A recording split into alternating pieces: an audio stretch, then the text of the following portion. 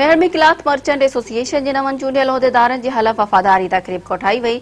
Defence hall में थियल तक़रीब में चैंबर ऑफ कॉमर्स दादू जिले के सरपरस्ती आला हाजी गुलाम कादिर सोलंकी, चूंडियल उहिदेदारनि सदर अब्दुल खालिक शेख, चेयरमैन शाह मोहम्मद सोलंकी, अब्दुल वहीद सियाल, मंसूर शेख, एजाज आगरो, जावेद आगरो, अब्दुल कयूम उघियो, मुमताज उघियो ऐं शोभान सोढर के हलफ़ खणायो।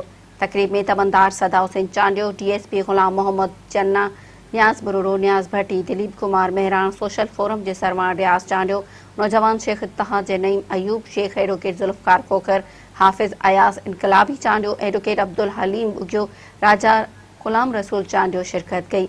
सरदार शेर मोहम्मद आगरो, सत्तार चन्नो, इम्तियाज शेख, एडवोकेट मोहम्मद अली कांदड़ो, खालिद आगरो, सैयद मुख्तियार शाह, एडवोकेट शेख चांडियो, असगर खोसो, साबिर अतारी, दुआ फाउंडेशन के अगवान ज़ुबैर भुर्ट, सरदार गुलाम अब्बास जोयो समेत वापारियन, शहरियन, सहाफ़ियन ऐं वकीलन जे वॾे अंग शिरकत कई।